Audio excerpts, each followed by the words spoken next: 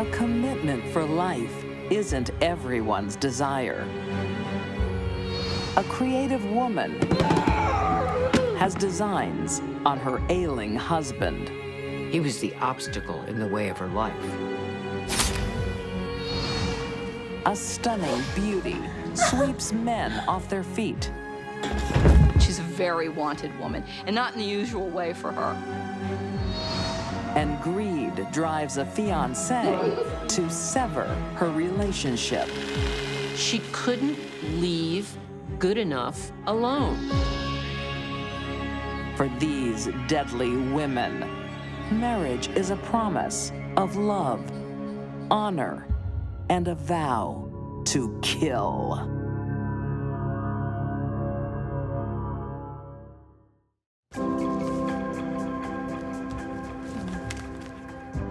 How about fields of gold? Yellow, you mean? It's on trend. It's on school buses. 49-year-old Jane Carpenter and husband Brent share a business and a life in Los Angeles, California. Though he was 20 years older, he was perfect for her, and she for him. Photographer Jane and graphic artist Brent have enjoyed the success of their design business for many years. They both loved the creative arts. They loved theater. They really got along and were like soulmates. But with age, responsibility starts to creep into their glamorous life. Hello, Carpenter Studios. Hi, it's Judy from the nursing home. It's your grandmother. She's had another fall. How is she? She's okay, but she's in hospital. I see. Okay, thank you.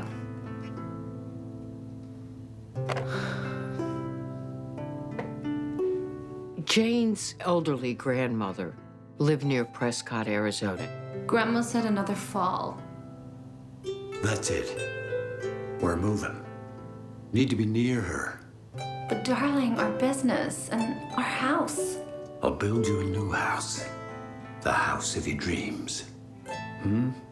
She felt responsible for her grandmother, who was getting quite old. Who wants to nibble?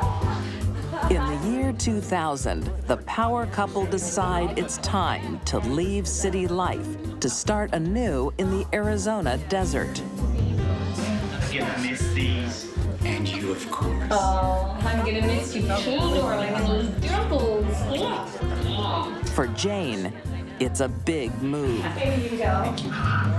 She had lots of friends and contacts and very involved in the local arts and performing arts as well. She was a city girl. That's where she belonged, where the action was. Brent is looking forward to life in the slow lane. Well, come and visit us. Yeah, bring your fishing rods. He was quiet. She was gregarious. He was background. She was foreground. Cheers to our new home. Cheers. They were like the odd couple, and yet somehow they were the perfect match.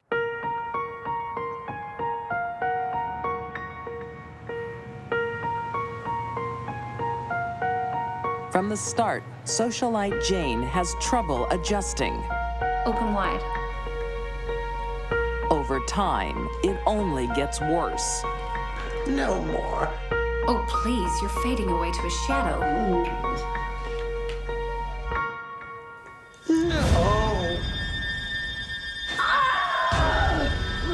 You serious? For Jane, playing nurse is taking its toll.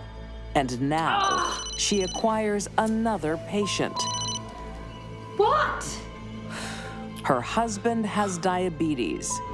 I just sorted out, Brent. I can't do everything. She liked to be in the center of the action, and now here she was in piddly little Prescott, Arizona, with a sick grandmother, a sick husband, and she felt the responsibility for all of them. There was a little trouble in paradise. These are not good signs of happy times to come. To Jane, the future looks bleak. They had planned on being able to come out here and pick up photography work and different kind of marketing work on the side to supplement their income, and I think they found it more difficult than what they had thought was going to happen. Instead of a comfortable semi-retirement, they are drowning in debt. Honey, did I take my pills after lunch today? Are you serious? Sorry to be a nuisance. Yes, you did. What are you up to? Nothing. Don't worry about it. Jane was in charge of the finances, and Brent had no idea how bad things were. In only 2 years, they had only $700 in the bank, couldn't make the mortgage payments, and Jane was terrified of foreclosure.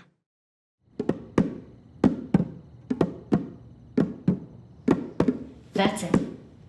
Feel the rhythm. Become the beat. Jane's no longer in control. Jane was feeling a lot of stress. So she started getting music therapy from a friend. We're broke. She was a very self-centered, egotistical type person. It wasn't about anybody else. It was about what was going to work for Jane. And I am tired of playing nursemaid. Honey, you'll get through this. And so will Brent. Brent? Brent's gone. Jane had stopped caring about Brent anymore and began to see him as a problem in her life. One night, I went to bed next to my husband, and the next morning I wake up with an old man. So something had to give. In Prescott, Arizona, on June 4th, 2002, Jane Carpenter snaps. Her husband, 71-year-old Brent, has steered her into the slow lane, and she wants out. On that particular day, Jane woke up at 6 o'clock in the morning. Brent slept in till 7. When he came down to the kitchen, Jane was there. She attacked him by hitting him in the head with 2 rocks.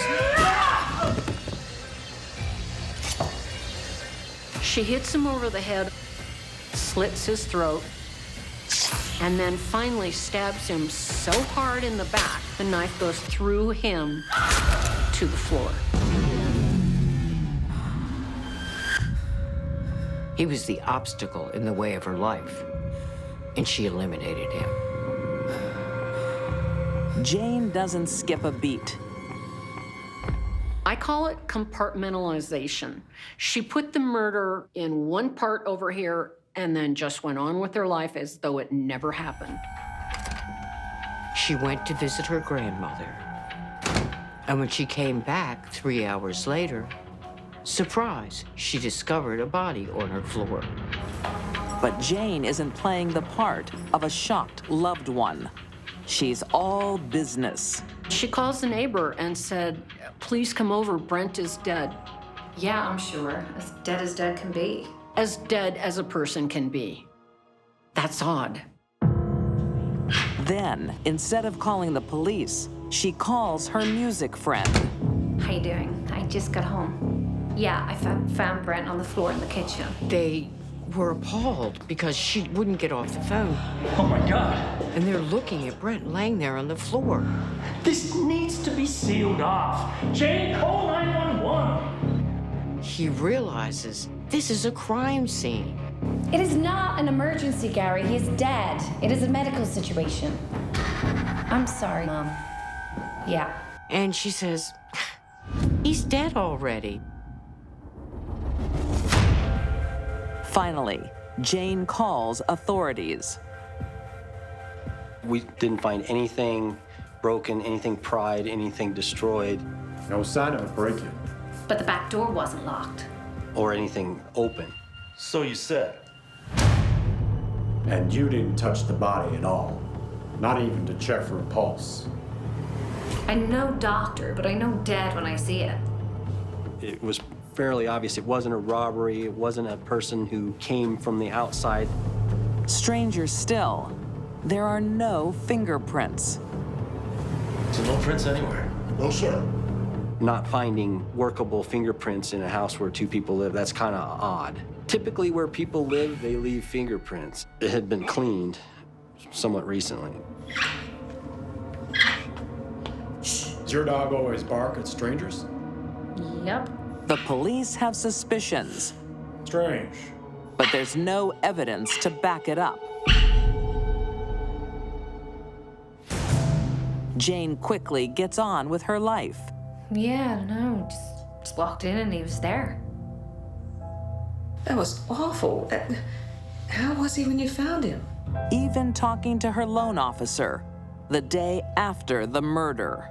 Ugh, the spouse is always the first suspect.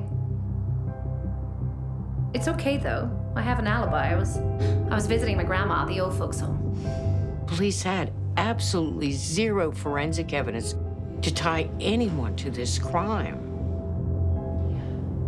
Brent's death became a cold case. It didn't look like it would ever be solved.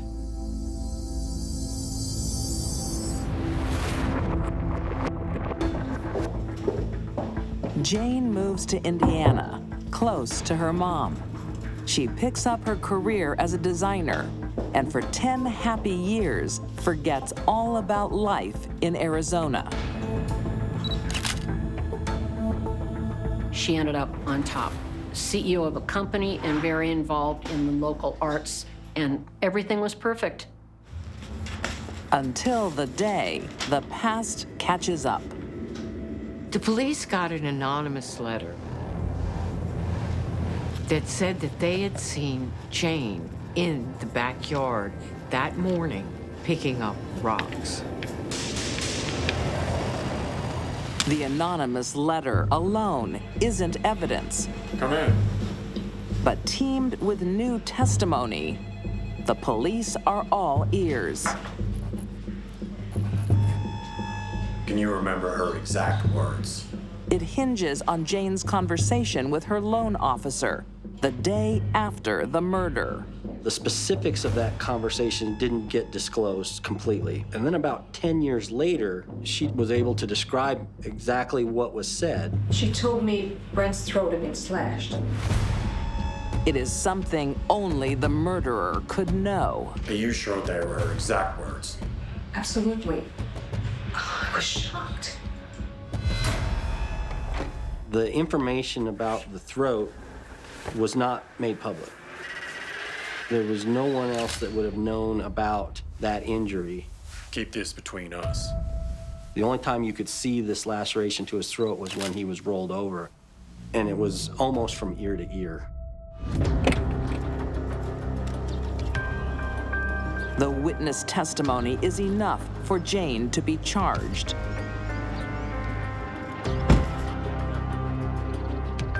Yes? You're under arrest for the murder of your husband, Brent Carpenter. The lack of conclusive evidence that it was anyone but Jane was what we call the dog that didn't bark. She was the only one there. What it came down to was not who did it, but who else would have done it. In 2016, the jury convicts Jane Carpenter of first-degree murder, sentenced to life in prison with a possibility of parole after 25 years. To see that Jane was going to be held responsible for what she did, nothing will ever bring Brent back, but it did help provide some satisfaction. Jane's marriage became a lifestyle liability. Instead of growing old together, she wanted to grow old alone.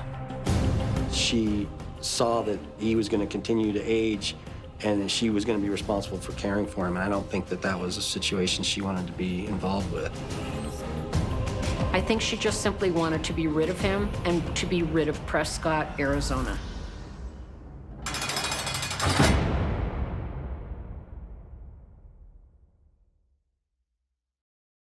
We didn't understand two things back in 1906. One was the true nature of a psychopath. And the other was that women could be just as deadly as men.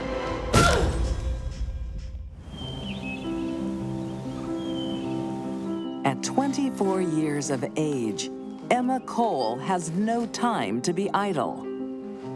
I was just a child. You were 16. Hardly a child. She's been divorced for almost a year in a small town outside of Sacramento. No use dwelling on the past. A precarious state for a woman at the turn of the 20th century. Well, I hope I have better luck this time. Huh, you will. You know better now. Women didn't have a means to survive, and if there was no man around, they had no way to support the family. Emma intends to stay a woman of means, a skill passed down through her mother, Mary Ann. Mom, am I doing the right thing? Oh, darling. Husbands are like hats. You can always get another. Many of the women in Emma's family, interestingly, went through husbands like they were water. So was it a survival skill? I don't know, but they sure went through their men. Making things easier for mother and daughter are their looks. English minor William Williams feels lucky to be husband number 2. You'll be the death of me. Nonsense. You'll be baking my bread until we're 90. Emma Ledoux is beautiful. I mean, remarkably so stunning. Perhaps I should take the day off work. Oh, how I wish. It was sort of her currency. It was her ticket, was the way she got ahead. And she used it very well. Okay. Come on, you'll be late. But Emma's yet to meet a man who can fulfill all her worldly needs.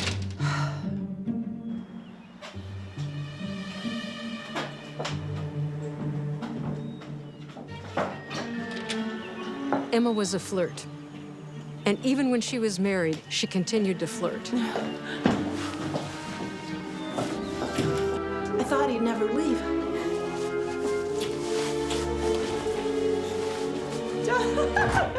Emma liked to walk on the wild side. A husband and a lover is a satisfying arrangement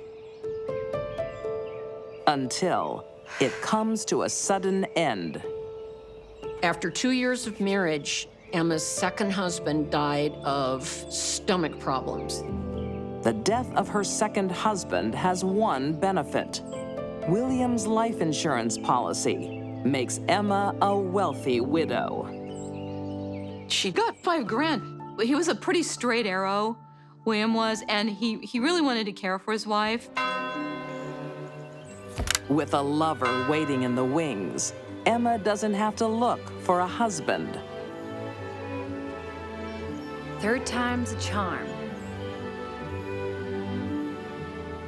Within 2 months of William's death, she married McVicker.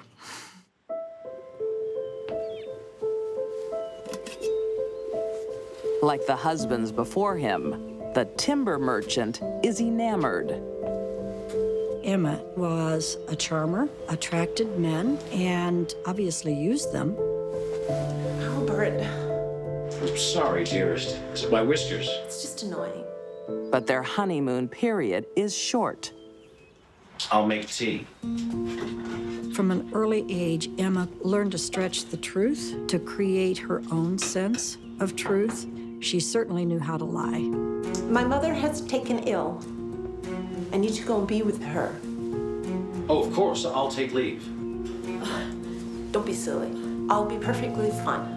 I won't be gone long.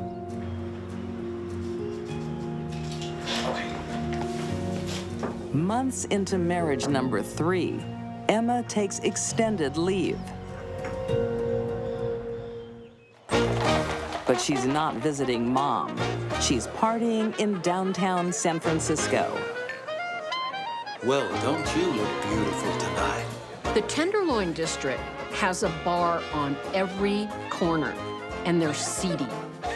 And there are red lights in the window. And that's where Emma thrived. She loved being there.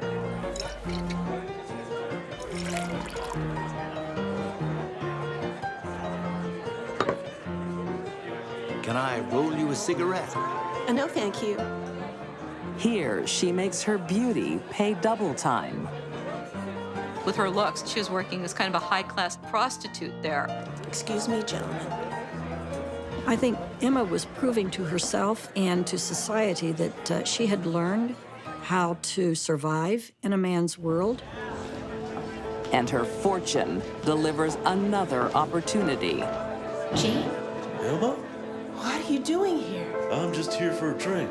A former neighbor and now rich bachelor, Jean Ledoux. What a lovely suit. Got it for my birthday. I'm 30 now.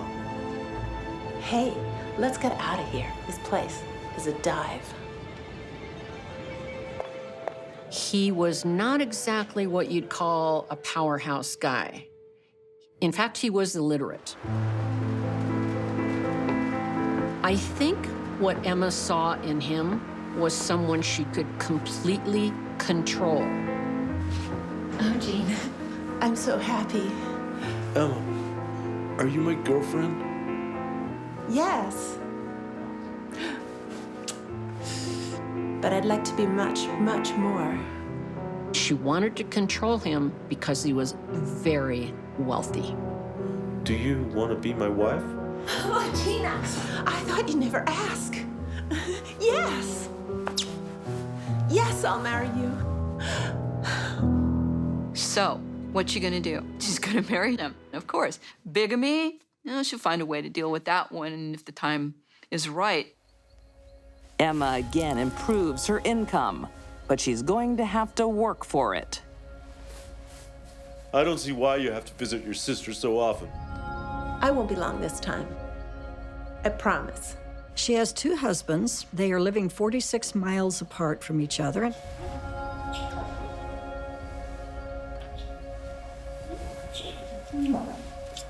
Yeah, you messed my hair. Emma starts leading a double life.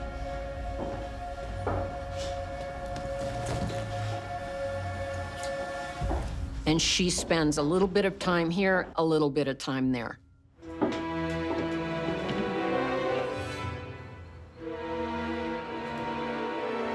Darling, you're home. Oh, I have missed you so much. Well, my darling, tremendous news. We'll never have to part again. Oh, you're staying. Emma was smarter than the average psychopath. Well. And they're pretty smart to begin with. No, my darling. You're moving. She had crafted a way. What do you mean? For McVicker to legitimately leave where he was working. So what we're gonna do is, you're gonna come, and we're gonna get you a job with my mother. Trust me. But he was never gonna arrive.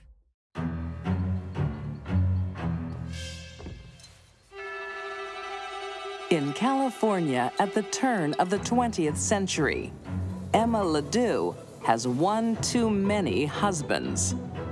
It appears that Emma promised Albert a real good time, and he bought some whiskey, and they rented a hotel room. Albert, how exciting. Here's to our new life. Our new life. She doses his drink with morphine.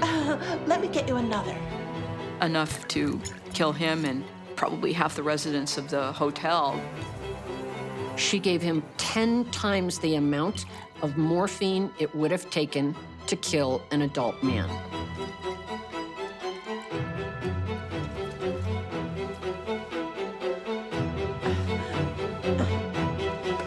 Patience.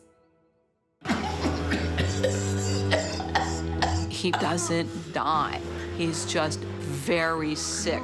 And Emma's like, wait a minute, this should have killed him. Come on, Albert. I've trained to catch.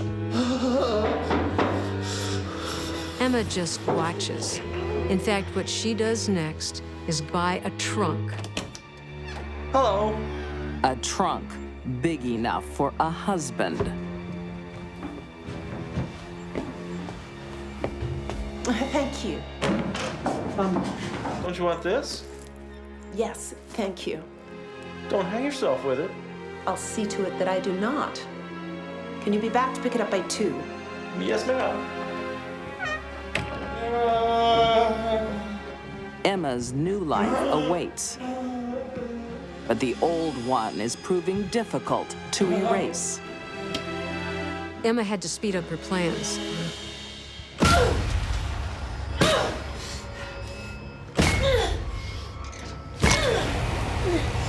Even though Albert wasn't dead, he was probably unconscious, and she had to get him in the trunk, and she had to get on a train.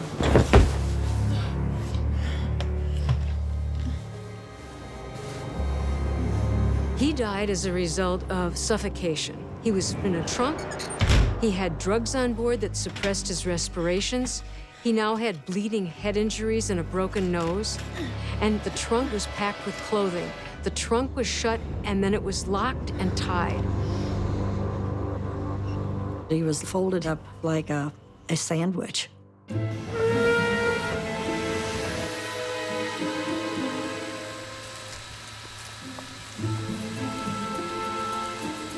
Where have you been?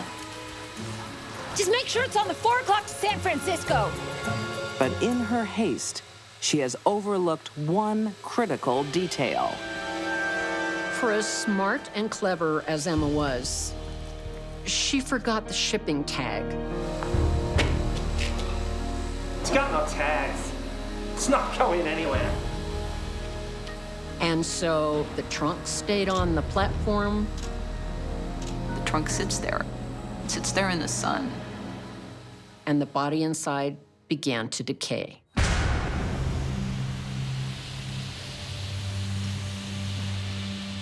So the station master cuts the rope, opens the strap,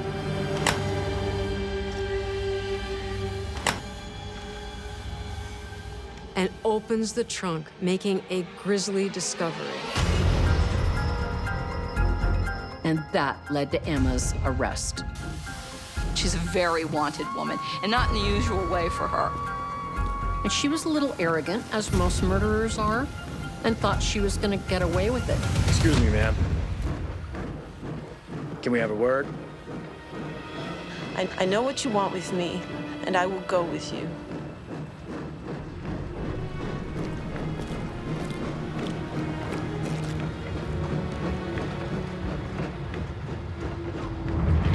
When a vial of the very drug used to kill her husband is found in her belongings, it's game over.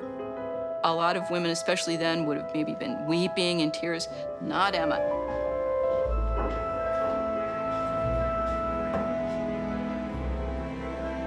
If she was gonna have her photograph taken and she was gonna be immortalized on film, she was gonna look good. And she did. I mean, gotta hand it to her. She looked very good. It takes a jury only 6 hours to convict her of first-degree murder. Emma was sentenced to be executed by hanging. She was the first woman in the state of California to receive such a punishment. But when Emma pleads guilty, she avoids the noose and receives life in prison. After 10 years, she's out on parole. She only served 10 years for what was an unbelievably heinous act. Although there are suspicions, Emma is never connected to the untimely death of her second husband, William Williams.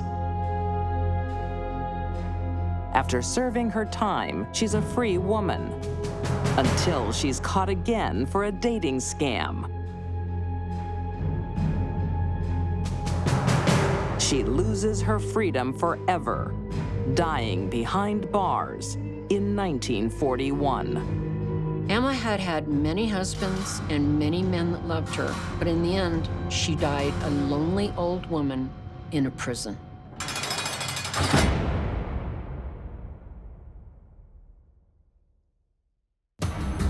The individual doing this to us is not psychotic. They have their wits about them, but they have a pathological need for attention.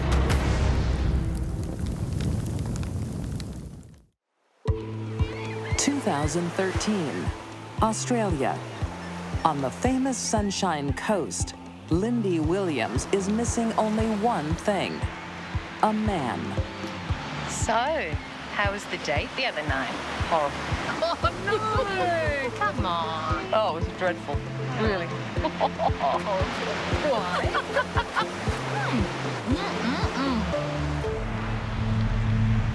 Lindy always needed a man in her life. She was always looking for the next man. Who is that? She was someone who I think was still quite vain and had a lot of friends and was a bit of a socialite. Like you don't know. You haven't met George Jervik.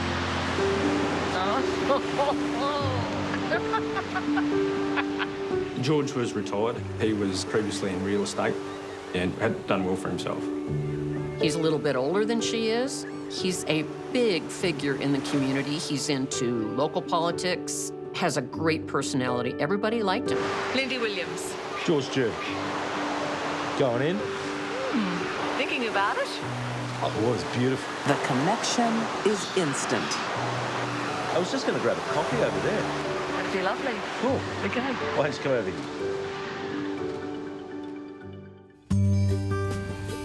George and Lindy are soon inseparable. Their shared passion is politics.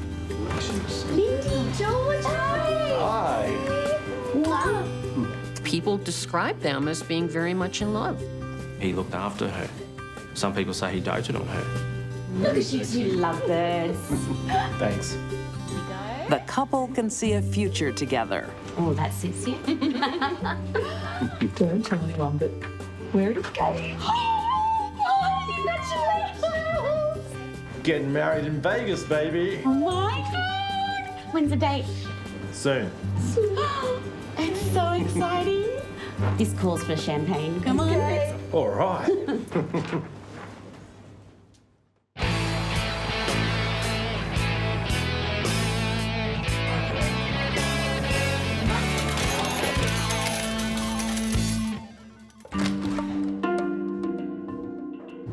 But after Las Vegas, only Lindy returns to Australia. Welcome home. Thank you. Oh, to be back. Where's George? Oh, he's in Rio having some alone time. George's absence immediately after their honeymoon is a little strange. But he keeps in touch. There was an email sent to the soccer club saying that he resigned as president. So his association with the soccer club had finished. There had been payments made to the taxation office in his name. Vehicles had been re-registered. Accounts bills paid. But it's all a lie. George isn't really in Rio. He never even made it to Vegas. She's creating this illusion that George is still alive when in fact, she has chopped him up. 2013, on Australia's Sunshine Coast, there's trouble in paradise. Friends of 66-year-old George Jervik think he's in Rio because his 55-year-old fiancée, Lindy Williams, is covering up a murder. It's one thing to commit a murder, but it's another thing to create this fantasy about where your partner has gone. By September 2013, she decided to end the engagement. The individual doing this is not psychotic. They have their wits about them. Us. To us. And Vegas, baby. Now, have a seat. Check it out.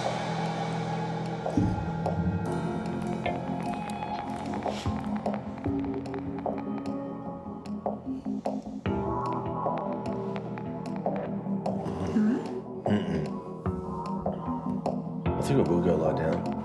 Just for a minute. Yeah. I'll be right, babe. Oh, see you soon.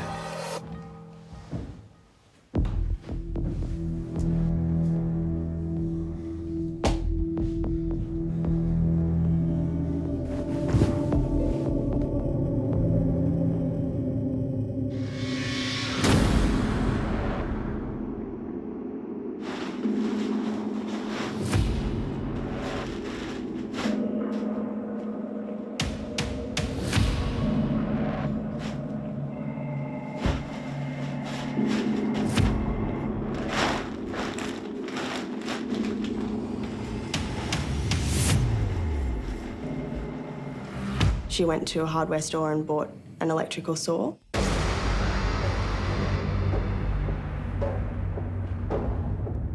She dismembered George's body.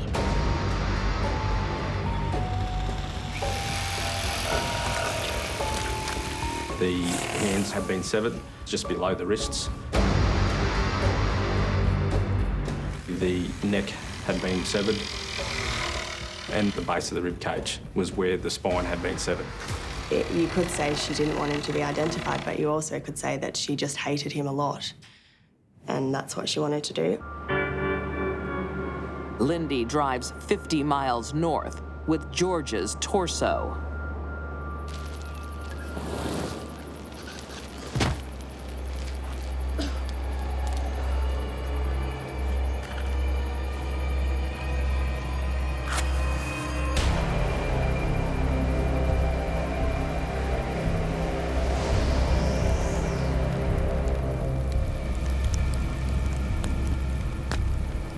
Not surprisingly, Lindy didn't do a very good job of getting rid of the body parts.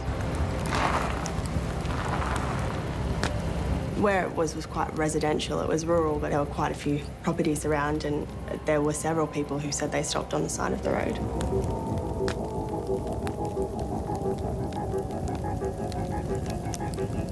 Yes, I'd like to report a grass fire. Fire service discovered what they believed to be human remains, the upper torso of a person.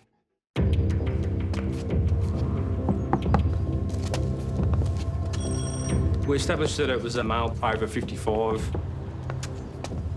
What cracked it was this combination of prescription medication that he had in his system. We were able to do a toxicology examination that listed out a number of pharmaceuticals. The burned torso contains 4 prescription medications. Now the police start a painstaking search for every Australian male over 55 prescribed those drugs who has not collected them. You know this is door 200. Should have baked a cake. It was lengthy. The Queensland results were in the vicinity of 700 people. A lot of legwork, just traditional policing. Detective Cable and Long, we're looking for Alan Robert Pearce. We want to identify him. And going to visit these people to verify if they're alive. No, he's not here. He moved to Bali. Yeah. All right, thank you. They went door to door until they finally had it whittled down to a very small number of people. 200 down, 500 to go. It was fabulous police work. One name on the list proves elusive. On their first visit, investigators are told he's overseas. We were able to check that by travel records. What they find brings them back to the home of George Jerbick and Lindy Williams. Hello, Miss Williams. Nice to see you again.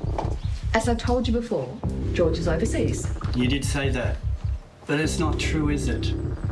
I think she believed that this day would always come. It's just a matter of when. What are you talking about? George is in Rio. She told them that he was out of the country. George Jerbick hasn't left the country once in the last 4 years. May we come in? He hadn't been out of the country since 2008. So she was in a bit of trouble now. Lindy is not only now wearing an engagement ring she bought with George's money, she's wearing handcuffs. Under interrogation, Lindy concocts an implausible story. how she found a body in her bathtub. We know you killed him. I would never kill George. Oh, I just turned up and someone had dismembered a body in my bathroom. Like, who thinks that somebody actually will believe that story? This woman actually thought people would believe that. It just was bewildering. Lindy never confesses, nor reveals where she hid the rest of George's remains. I thought he was my knight in shining armor. To this day, she denies everything. I miss him to pieces.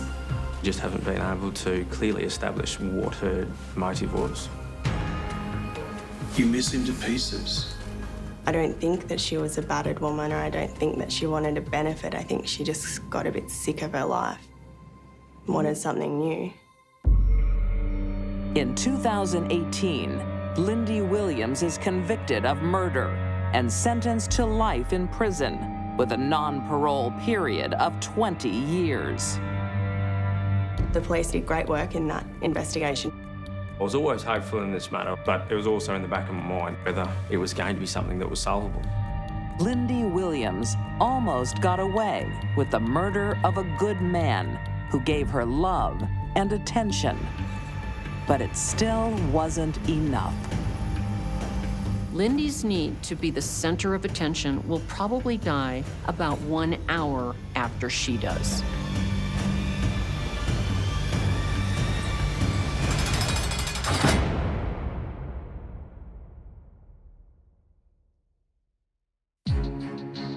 These deadly women untied their wedding knots.